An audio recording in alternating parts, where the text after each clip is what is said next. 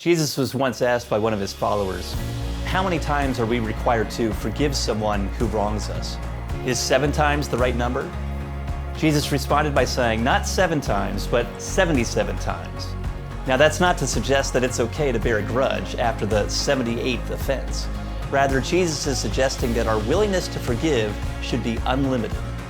But this raises a serious issue. A basic definition of justice requires that you give each person what she or he deserves. If a wrongdoer deserves punishment, then does forgiveness violate justice?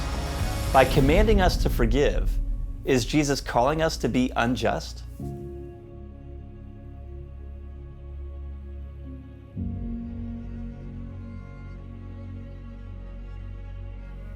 There are increasing numbers of people who see forgiveness as not only unrealistic, but unjust, because forgiveness forestalls our ability to express anger or lament in the face of evil and wrongdoing.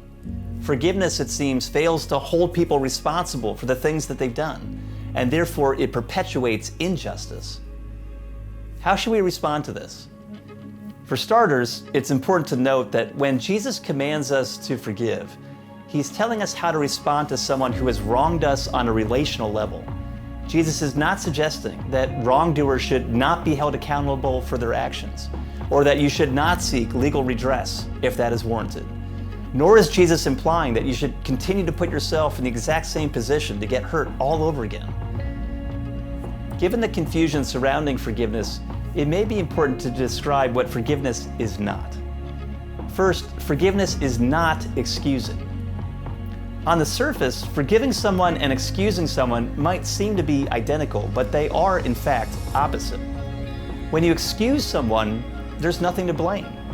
They might have done something to hurt you, but one way or another, you've eventually come to realize that they didn't mean it, or they couldn't help it. There were perhaps extenuating circumstances, or they were acting under duress. If there's no one to blame, then there's nothing to forgive. So you excuse them. But with forgiveness, someone is to blame. Something has happened that is blameworthy and inexcusable. Forgiving is actually the opposite of excusing someone. Second, forgiving is not forgetting. People often say, forgive and forget. Let bygones be bygones. And that makes a certain degree of sense when it comes to minor slights, but not when we're talking about major offenses. Some things that have happened to us are so terrible we could never forget. That's why it's important to see that forgiving is not forgetting. In fact, in order to forgive, you have to actively remember who has hurt you, what they did, and why it was wrong.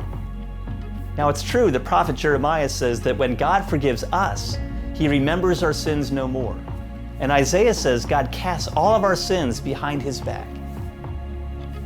In this life, it seems hard to imagine that we could ever do what God is capable of doing.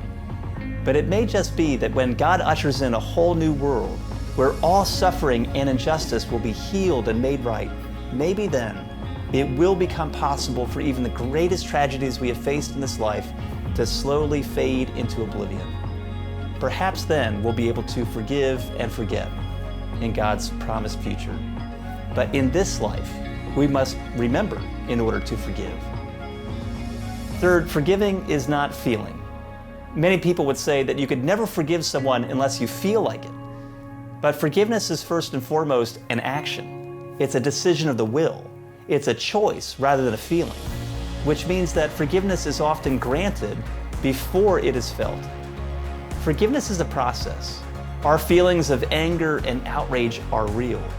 And when we're being asked to forgive, we're not being asked to suppress those feelings, but rather we're being asked not to act on them by way of retaliation or revenge. That's why forgiveness is a process. Over time, we may just find that as we forgive, our feelings of anger and outrage slowly begin to subside. But at its core, forgiveness is not the release of hard feelings towards someone. Rather, forgiveness is a decision not to hold the offense against the other person any longer. If we do not correctly understand forgiveness, we will never be able to do it. But if we know what true forgiveness entails, we will see that forgiveness is not unjust. In fact, forgiveness is the only way to establish true justice and peace in a fractured world. I'd love to hear from you, and in fact, that'd be a great help to me. I want to know what's on your mind, so if you have questions or comments about what I've shared, or if there are other topics you'd like me to address, leave a comment below or send me an email at seniorpastor@centralchurchnyc.org. Thanks for watching.